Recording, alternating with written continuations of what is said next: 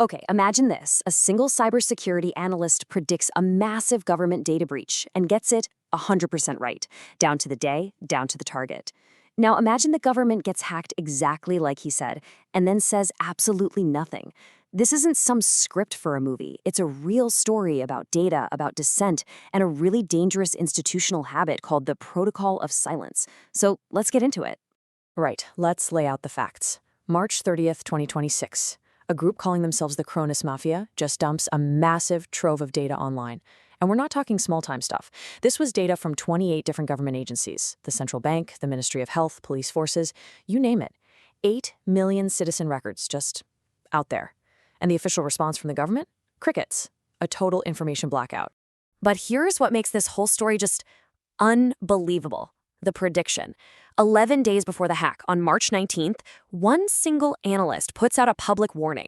He wasn't just guessing, He was actively tracking this group, the Kronos Mafia. He named them, he named the target, and he warned about the scale of the leak.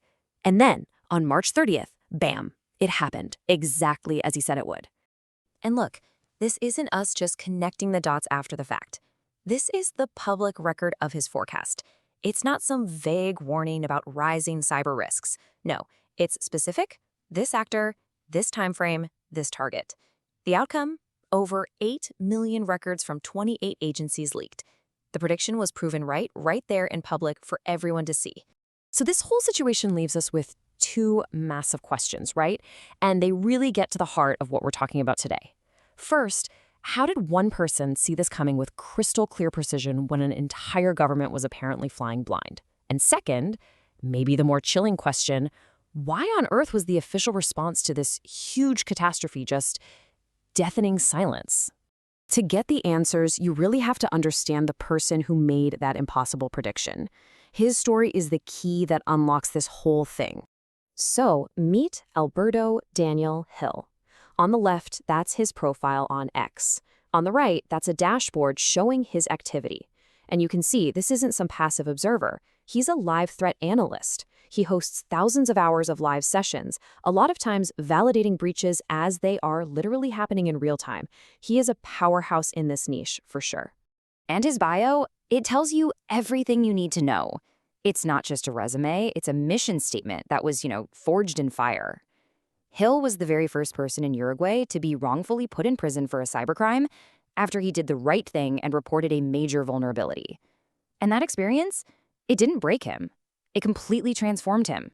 And this right here is the core of who he is. He calls himself a digital dissident.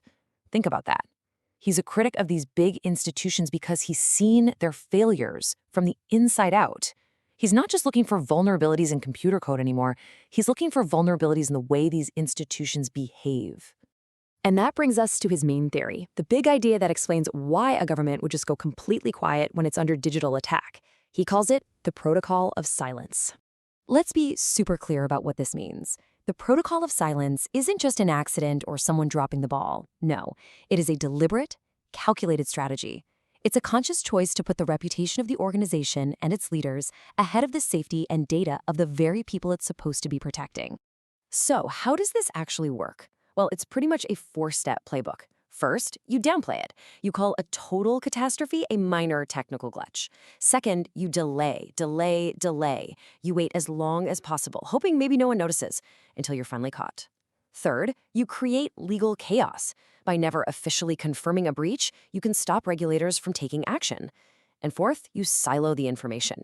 You hide the technical details, which means other agencies can't learn from the attack, leaving them wide open to the same exact threat. And here's why this is so incredibly dangerous. This isn't just some abstract concept. This protocol creates what the experts call the security gap, that critical window of time between when an attack happens and when defenses actually go up. By staying quiet, these institutions are intentionally making that gap wider, leaving millions of people totally exposed and defenseless against things like identity theft and fraud. Now, we should zoom out for a second, because this isn't just a problem in one region. This instinct to hide bad news is a global thing, but you see very different ways of dealing with it around the world. I mean, take a look at Uruguay. On one hand, it ranks pretty high on global cybersecurity lists, but on the other, it gets a staggering 9.7 out of 10 on what's called the secretism index. That's a nearly perfect score for prioritizing image over public safety, even as reported attacks there have tripled. And this chart just lays it out so clearly. You've got Uruguay and Argentina way up at the top with models built on silence. Then there's the US, kind of in the middle, dealing with what's called hygiene failure, which basically means they have the right rules on paper, but they fail at the basic execution. And then all the way at the other end, you have a country like Latvia with a super low score. So why is that? Well, it really comes down to a completely different philosophy. In the protocol of silence model, staying quiet is a strategic choice. You do it to protect the institution. But in Latvia, which is part of the EU and follows GDPR, transparency is the law. Silence is literally not an option. They are legally required to report a breach within 72 hours. It's a mandate, not a choice. So, if this institutional silence is the disease, this systemic rot that puts reputation above reality, then what's the cure? Well, the antidote isn't just a little more openness. It's a big shift towards something called radical transparency. This is the idea that being open about your failures isn't a vulnerability. It's actually the first step toward becoming secure. And this whole approach is built on 5 key actions.